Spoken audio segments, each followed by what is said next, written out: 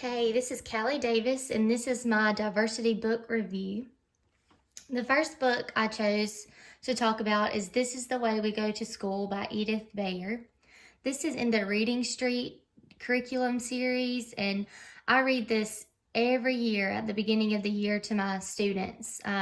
It's a book about different children from all around the world and the different ways that they get to school. Some walk, some ride the train, some even ski. They take the boats. It's just a really cool book of different ways that children all around the world get to school. And I always talk about how people are not as fortunate as we are sometimes. Some children are not allowed to go to school, they have to listen to it on the radio. Some have to walk to school. And we incorporate a lot of different things when we talk about this book. But one thing that we always do after reading this book is we make our own transportation graph in my classroom, kind of like the one shown right here. We color a bus or a car or whatever it is, whatever transportation ways they get to school, and then we come to the carpet, we talk about it, and we put it on our transportation graph. And then I kind of incorporate some math, we add them up, we see who has more and different things like that. But it's just a fun hands-on activity so that students can see how their friends come to school. My next book is another Reading Street series book, Abuela by Arthur Dorrouz, I think is the way you pronounce it. This book is fun because it does throw some fun Spanish words in there that I've got to try to read to my sweet kinder babies. And they really enjoyed this book. This is about a little girl and her grandmother, Abuela.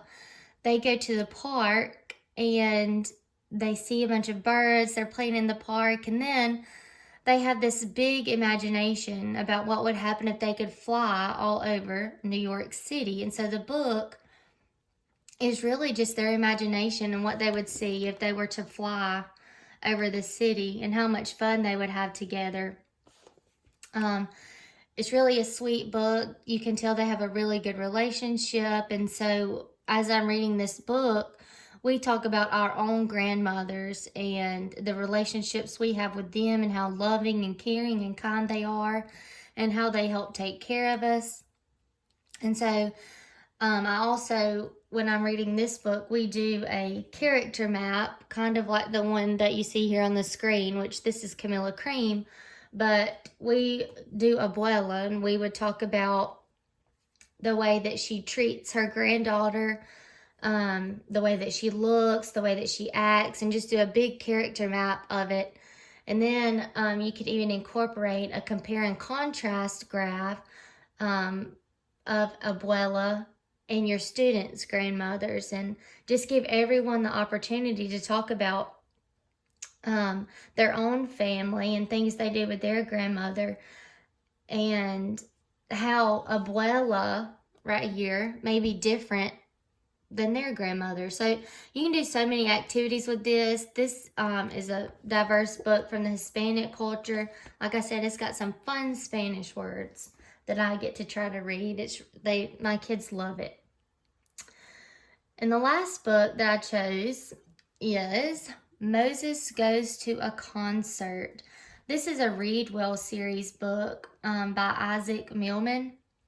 This is about a little deaf boy. He and his friends are deaf, so they go to a special school so that they can learn.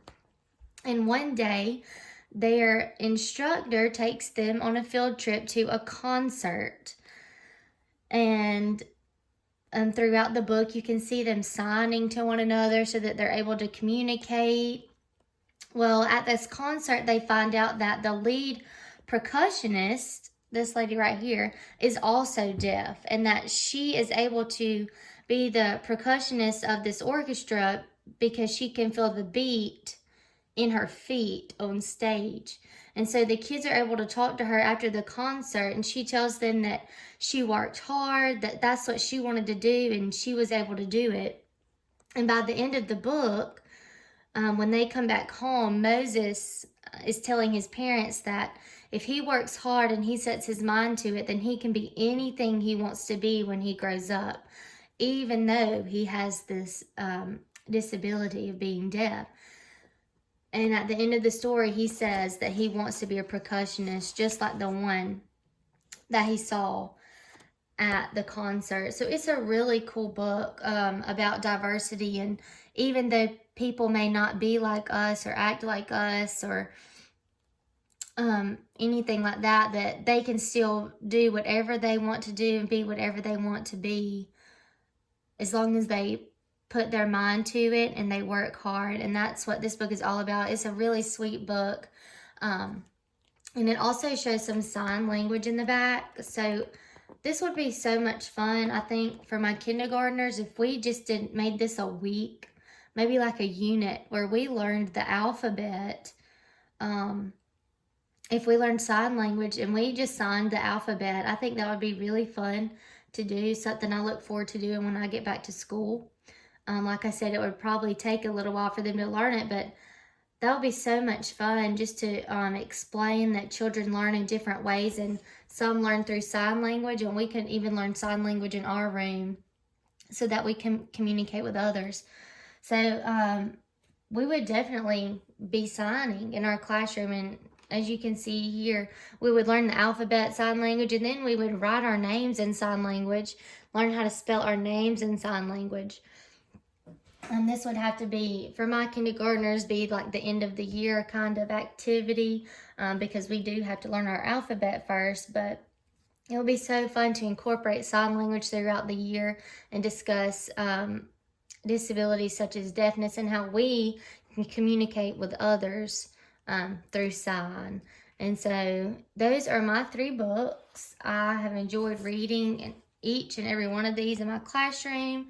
The hands-on activities are so much fun. You can do so much more with these books. But that is my diversity book review. Thanks.